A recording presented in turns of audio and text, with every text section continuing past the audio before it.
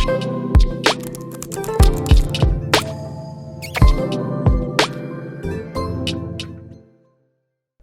है जी एक बहुत ही अहम न्यूक्लियर फिनोमेना जिसको हम रेडियो एक्टिविटी कहते हैं। जैसे कि अभी हमने बाइंडिंग एनर्जी कर्व में भी देखा कि जो हमारे पास हैवी एलिमेंट्स हैं वो अनस्टेबल एलिमेंट्स हैं, और उसमें अनस्टेबिलिटी की जो मेन वजह है वो नंबर ऑफ न्यूट्रॉन्स की एक हद से बढ़ी हुई तादाद है।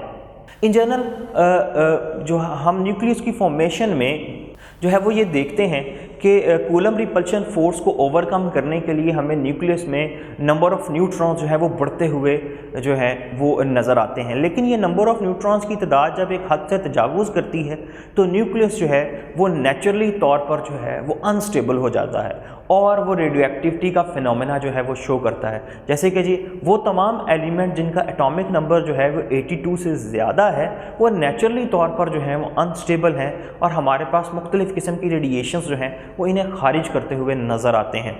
सबसे पहले रेडियो एक्टिविटी का फिनोमेना जो है ये 1896 में हेनरी बेकरेल ने दरियाफ्त किया जब वो यूरेनियम के सॉल्ट के साथ कुछ एक्सपेरिमेंट परफॉर्म कर रहा था। देन इसके जो रिज़ल्ट थे उन्हें आगे बढ़ाया मैरी क्यूरी और पेरी क्यूरी ने, और उन्होंने दो मज़ीद जो है वो रेडियो एक्टिव एलिमेंट्स दरियाफ्त किए जिनमें से एक पोलोनियम और एक जो है वो रेडियम था। इनकी जो एक्टिवनेस थी, रेडियो एक्टिवनेस थी, वो यूरेनियम से भी ज़्यादा थी।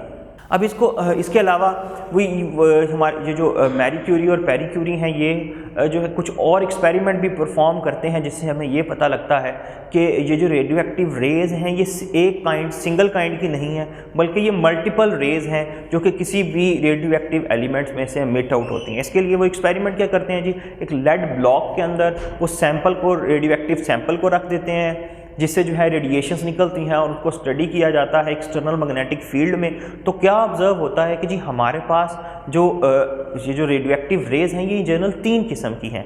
अल्फ़ा रेज़ हैं जी हमारे पास, और इसके अलावा बीटा रेज़ हैं, देन हमारे पास है जी गैमा रेज़। अल्फ़ा रेज़ जो हैं वो इन जनरल हीलियम का न्यूक्लियाई होता है, और जो हमारे पास बीटा रेज़ हैं वो इन जनरल इलेक्ट्रॉन हैं, और गैमा रेज़ जो हैं वो general highly energetic electromagnetic rays हैं जो किसी भी न्यूक्लियस से एमिट आउट हो रही हैं।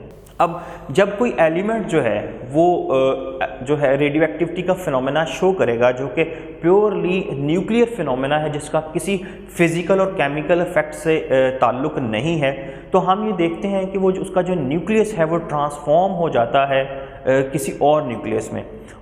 जैसे कि हमारे पास 3 किस्म के जो है डिके एग्जिस्ट करते हैं, अल्फ़ा, बीटा और गैमा। अल्फ़ा में हम ये देखते हैं कि जब कोई न्यूक्लियस जो है उसमें से अल्फ़ा रेज एमिट होती हैं, अल्फ़ा जो है क्योंकि एक हीलियम का न्यूक्लियाई है, तो हम ये देखते हैं कि जो नया बनने वाला न्यूक्लियस है उसमें मैस नंबर जो है वो 4 डिक्रीज़ कर जाता है। इस तरह से जो आपका चार्ज नंबर है वो 2 जो है वो कम हो जाता है। अब जो हमारे पास ओरिजिनल जो न्यूक्लियस था वो हमारे पास जो है वो पेरेंट न्यूक्लियस था। जब उससे हम ये देखते हैं कि अल्फ़ा पार्टिकल एमिट हुआ है तो देन हमारे पास जो न्यूक्लियस आया है हम उसे जो है वो डॉटर न्यूक्लियस कहते हैं। अब इसके लिए हमारे पास एक एग्जांपल है कि जी अगर आप देखें कि हमारे पास रेडियम है, रेडियम के अंदर हमारे पास 226 उसका जो है वो मास नंबर है और 88 जो है वो उसका एटॉमिक नंबर है। तो इसके अल्फ़ा पार्ट जो है अल्फ़ा की एमिशन के नतीजे में हमारे पास रेडॉन जो है वो एलिमेंट बनता है। अब जो रेडॉन है उसमें हम देखते हैं कि उसका जो मास नंबर है वो 4 डिक्रीज़ हो गया है रेडियम से, यानी कि उसका जो मास नंबर है वो 222 है और उसका जो एटॉमिक नंबर है वो 2 के डिफरेंस से हमारे पास जो है वो 86 रह गया है, क्योंकि 2 प्रोटॉन और 2 न्यूट्रॉन जो हैं वो अल्फ़ा के नतीजे में मिट आउट हो गए हैं। इसी तरह से जो बीटा डिके है उसमें हमारे पास जो पेरेंट एलिमेंट है जब उससे बीटा डिके होता है उसमें से जो है वो इलेक्ट्रॉन जो है वो मिट आउट होता है, तो हम ये देखते हैं कि उसका मास नंबर तो वही है जब, लेकिन एटॉमिक नंबर जो है वो 1 जो है वो इंक्रीज़ कर जाता है। इन जनरल बीटा डिके में हमारे पास होता ये है कि सरफेस पे मौजूद हमारे पास एक जो न्यूट्रॉन है वो प्रोटॉन में कन्वर्ट हो जाता है, जिससे एटॉमिक नंबर 1 बढ़ जाता है और वहाँ से हमारे पास जो है वो इलेक्ट्रॉन जो है वो एमिट आउट होता है। इस प्रोसेस में हमारे पास जो है वो न्यूट्रिनो भी एमिट होता है एनर्जी को कंजर्व करने के लिए। जैसा कि हमारे पास जब कार्बन जो है उससे बीटा पार्टिकल कार्बन 14 से जब बीटा पार्टिकल की एमिशन होगी हमारे पास नाइट्रोजन बनेगा जिसका एटॉमिक नंबर 1 बढ़ गया है मैस, और मैस नंबर सेम वही है। इलेक्ट्रॉन जो है वो सरफेस से एमिट हो रहा है, एक न्यूट्रॉन जो है वो प्रोटॉन में कन्वर्ट हो जाएगा। जबकि गामा रेज जो है ये इन जनरल अल्फ़ा और बीटा डिके के हमेशा बाद अगर करती हैं, और इसमें हमारे पास अल्फ़ा और डिके की वजह से जब कोई हमारे पास न्यूक्लियस जो है वो एक्साइटेड स्टेट में चला जाता है तो वो अपने आप को नॉर्मल करने के लिए, स्टेबल करने के लिए इलेक्ट्रोमैग्नेटिक रेज को जो है वो मिट आउट करेगा। और गामा डिके के केस में हमारे पास किसी किस्म की मैस और चार्ज, जो हमारे पास चार्ज नंबर है उनमें वेरिएशन जो है वो एग्जिस्ट नहीं करती। और इसकी बेहतरीन मिसाल जो है वो कोबाल्ट 60 की है। जब वो एक्साइटेड स्टेट में होगा वो अपने उस जो है एनर्जी को मिट आउट करेगा तो वो अपनी नॉर्मल स्टेट में आ जाएगा। इसके बाद जितने भी हमारे पास रेडियो एक्टिव एलिमेंट्स हैं उनको डिफ़ाइन करते हैं, उनके लिए एक स्पेशल टर्म डिफ़ाइन करते हैं जिसको हम हाफ लाइफ कहते हैं।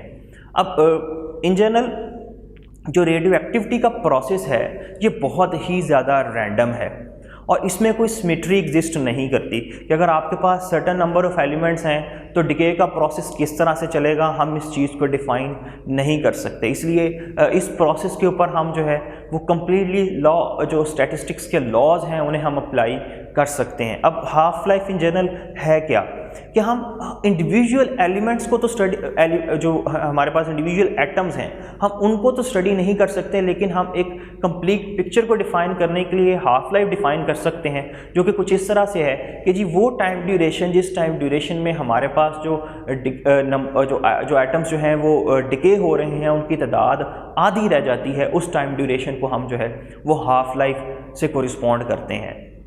अब इसमें हमारे लिए दो चीज़ें जो हैं वो बहुत ही ज़्यादा अहम है। एक ये कि आपके पास नंबर ऑफ़ एटम्स को हम हमेशा हाफ कंसीडर कर रहे हैं, यानी कि पहली चीज़ ये कि डिके होने से नंबर ऑफ़ एटम्स कम तो होते चले जाएंगे लेकिन कभी वो कम्प्लीटली जो है उनका डिके नहीं होगा। इसके अलावा कि जो नंबर ऑफ़ एटम्स हैं वो हमेशा जो हैं वो ओरिजिनल नंबर ऑफ़ एटम्स के हमेशा प्रोपोर्शनल होंगे। जो डिके होने वाले एटम्स हैं वो हमेशा जो है वो ओरिजिनल नंबर ऑफ़ एटम्स के हमेशा प्रोपोर्शनल होंगे। और हमारे पास जो है एक एक्सपोनेंशियल कर्व अपीयर होता है जिसमें आप देख सकते हैं कि हर हाफ लाइफ के बाद नंबर ऑफ़ एटम्स की तादाद जो है वो हाफ रहती चली जा रही है, जिसे हमारे पास रिलेशन आ जाता है n is equal to n not divide by 2 की पावर n के जी आपके पास, और n यहाँ पे स्मॉल n जो है वो नंबर ऑफ़ हाफ लाइफ्स को कॉरिस्पॉन्ड करता है। इस तरह से जो है हम टाइम ड्यूरेशन भी कैलकुलेट कर सकते हैं जी कितने टाइम तक जो है ये प्रोसेस जो है वो चलता रहा नंबर ऑफ़ हाफ लाइफ्स को यूज़ करते हुए। इसके अलावा हमारे पास एक और रिलेशन है जी जिसमें हम देखते हैं डेल्टा n जो हमारे पास नंबर ऑफ़ डिकेइंग एटम्स हैं वो प्रोपोर्शनल होते हैं हमारे पास नंबर ऑफ़ एटम्स के जो एग्जिस्ट करते हैं पर्टिकुलर टाइम पर। इसके अलावा जितना ज़्यादा टाइम जो है वो आप देंगे उतने ज़्यादा जो है वो हमारे पास नंबर ऑफ़ एटम्स जो हैं वो डिके होंगे। इससे हमारे पास जो है एक कांस्टेंट आ जाता है जिसको हम जो है वो डिके कांस्टेंट का नाम देते हैं, जिसको हम डिफ़ाइन करते हैं minus delta n divide by n divide by total जो आपके पास टाइम इंटरवल है। आप इसको इस तरह से भी कह सकते हैं कि जी fraction of decaying atoms per unit time जो है वो हमारे पास जो है वो डिके कांस्टेंट है। इसमें जो नेगेटिव साइन है जो वो रिप्रेजेंट कर रहा है कि नंबर ऑफ़ एटम्स जो है वो with the passage of time Aahista Aahista कम होते चले जाएंगे। ये जो हमारे पास डिके कांस्टेंट है इसके लिए हमारे पास एक और रिलेशन है कि जी इसको इस्तेमाल करते हुए हम हाफ लाइफ कैलकुलेट कर सकते हैं एक सिंपल रिलेशन से, जो कि है जी decay constant lambda into half life is equal to 0.693। ये जो 0.693 है ये in general natural log of 2 को रिप्रेजेंट करता है। अब हमारे पास मुख्तलिफ एलिमेंट्स जो हैं उनके लिए जो है वो मुख्तलिफ हाफ लाइफ है। जैसे यूरेनियम 238 जो है उसकी हाफ लाइफ जो है वो 4.5 10⁹ ईयर्स है। रेडियम के लिए हाफ लाइफ जो है वो 1620 ईयर्स है। रेडॉन गैस की जो हाफ लाइफ है वो 3.8 डेज़ है। इसी तरह से यूरेनियम 239 जो है वो 23.5 मिनट्स के अंदर जो है वो डिके कर जाता है। नेक्स्ट है जी हमारे पास आर्टिफिशियल रेडियो एक्टिविटी। हमारे पास जो एलिमेंट जिनका एटॉमिक नंबर 82 से ज़्यादा है वो तो नेचुरली तौर पर हमारे पास जो हैं वो अनस्टेबल हैं, लेकिन हम जो है वो मुख्तलिफ जो स्टेबल एलिमेंट्स हैं उनके साथ जो है न्यूक्लियर रिएक्शंस करवा के हम जो है नेचुरली जो स्टेबल एलिमेंट्स हैं उनको भी हम अनस्टेबल बना सकते हैं, और इस फिनोमेना को हम आर्टिफिशियल रेडियो एक्टिविटी कहते हैं, और इसे हम फर्दर जो है आगे इस्तेमाल करते हैं मुख्तलिफ एप्लीकेशंस में। जैसे कि आप यहाँ पर देखते हैं कि हम जो है नेचुरली जो हमारा नाइट्रोजन जो है, जो कि एक स्टेबल एलिमेंट है, जब हम उसके साथ अल्फ़ा पार्टिकल्स को स्ट्राइक करेंगे तो हमारे पास एक अनस्टेबल फ्लोरीन का न्यूक्लियस बन जाएगा, और ये जो अनस्टेबल फ्लोरीन का न्यूक्लियस है ये डिवाइड होकर हमें ऑक्सीजन देता है और हाइड्रोजन देता है। इस तरह से ये जो रिएक्शंस हैं इनको हम न्यूक्लियर रिएक्शंस कहते हैं, और इससे जो है हम आर्टिफिशियली तौर पर रेडियो एक्टिव एलिमेंट्स जो हैं वो बना सकते हैं। एक एमसीक्यू देख लेते हैं जी। द यूरेनियम एटम, यूरेनियम 23892 है जी, ये अल्फा पार्टिकल एमिट करता है to become thorium, which then emits a beta particle to become protactinium. What is the charge number of protactinium? आपने ये बताना है जी, यूरेनियम से पहले अल्फा डिके होगा जिससे थोरियम बनेगा, थोरियम से फिर बीटा डिके होगा तो हमारे पास जो है वो प्रोटैक्टिनियम बन जाता है। आपने प्रोटैक्टिनियम का चार्ज नंबर बताना है।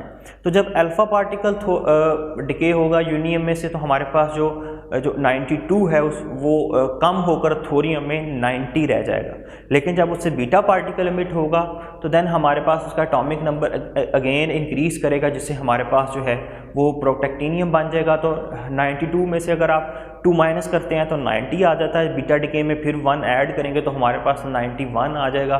तो प्रोटैक्टिनियम का जो हमारे पास चार्ज नंबर है वो 91 है, यानी कि बी ऑप्शन जो है वो हमारे पास करेक्ट है।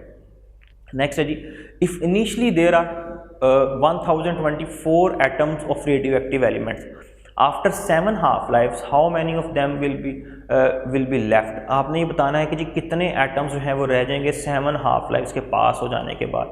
तो इसके लिए हम रिलेशन यूज़ करेंगे n is equal to n0 divide by 2 की पावर n। तो हमारे पास number of half lifes given है 7, तो अगर आप 2 की पावर 7 लें और उसको जो है 1024 से डिवाइड कर दें तो हमारे पास आंसर जो है वो 8 आएगा। तो सी ऑप्शन जो है वो हमारे पास करेक्ट है।